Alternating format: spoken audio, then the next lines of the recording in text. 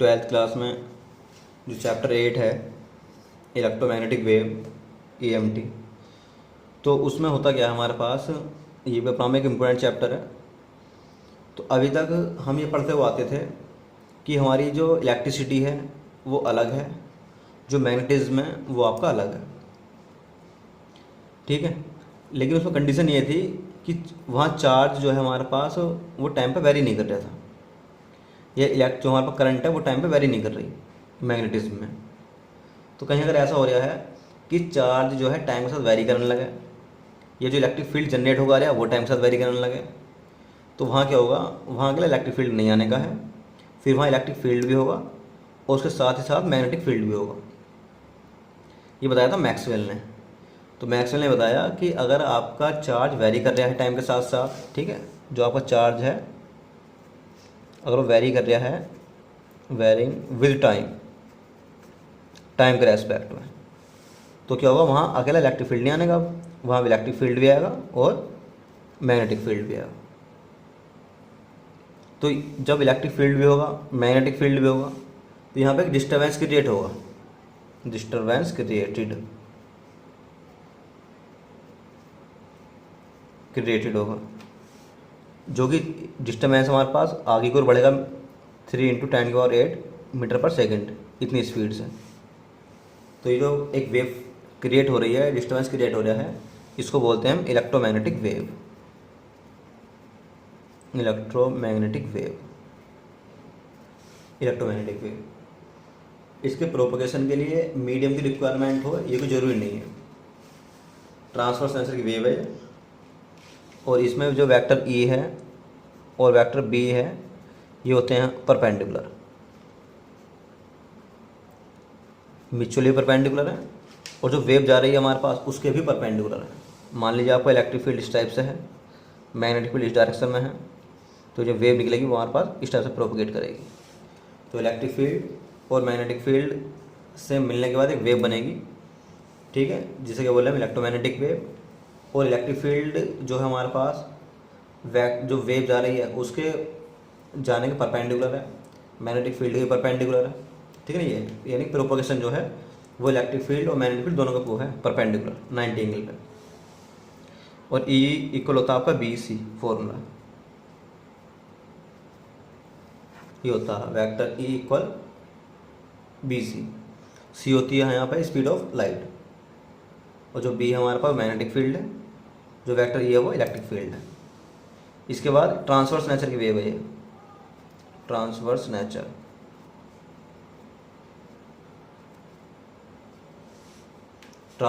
की वेव है। और भी क्या होता है हमारे पास, जो इलेक्ट्रोमैग्नेटिक वेव है इसके लिए हमारे पास कंडीशन और होती है C इक्वल √μ0 और ε0। ये रिलेशन भी होता है हमारे पास परमिएबिलिटी और परमिटिविटी में। इसी के बाद जो हमारे पास इलेक्ट्रोमैग्नेटिक वेव है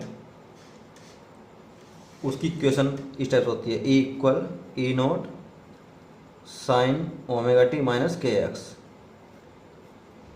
ऐसे B equal B0 sin ω-t - kx। ये रहा इलेक्ट्रिक फील्ड और मैग्नेटिक फील्ड की जो हमारे पास इक्वेशन है वो इस टाइप से होती है, E equal E0 sin ω-t - kx और B equal B0 sin ω-t - kx। ये इक्वेशन है। जो k है यहाँ प्रोपगेशन कांस्टेंट है, ओमेगा जो है हमारे पास यहाँ एंगुलर वेलोसिटी है, और E0 और B0 क्या है यहाँ एम्पलीट्यूड है इलेक्ट्रिक फील्ड का और मैग्नेटिक फील्ड का, ये आपको याद रखना है। यहाँ कोस भी हो सकता है, यहाँ साइन प्लस भी हो सकता है, तो सब वेव की इक्वेशन ही है इलेक्ट्रोमैग्नेटिक वेव। इलेक्ट्रोमैग्नेटिक वेव में कुछ और अदर फॉर्मूले भी होते हैं। एक प्रोपगेशन कांस्टेंट होता है ω/c इक्वल k, या कहीं कहीं ऐसे देते हैं प्रोपगेशन कांस्टेंट को 2π/λ, ओमेगा इक्वल kc बन सकता है ऐसा फॉर्मूला, या k इक्वल ω/c और k इक्वल होता है फॉर्मूला 2π/λ। ये है, इसको याद रखेंगे। तो ये है लगा हमारे पास इलेक्ट्रोमैग्नेटिक वेव का कंसेप्ट। इसी के बाद क्या होता है हमारे पास, मैक्सवेल एक साइंटिस्ट है, उन्होंने 4 इक्वेशन दी, मैक्सवेल इलेक्ट्रोमैग्नेटिक वेव इक्वेशन।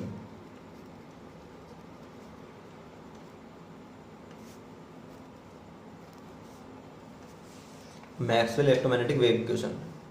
कौन कौन सी इक्वेशन है हमारे पास? जैसे कि होगा हमारे पास Gauss theorem in electrostatics, Gauss theorem electrostatics में ये होता है हमारा फॉर्मूला E.dA इक्वल Q/ε0। इस टाइप से लिखते हैं। फर्स्ट इक्वेशन जो आपका गॉस थ्योरम आपने पढ़ा है इलेक्ट्रिसिटी में, वो मैक्सवेल की फर्स्ट इक्वेशन है, ये आप याद रखेंगे। सेकंड इक्वेशन क्या है मैक्सवेल की?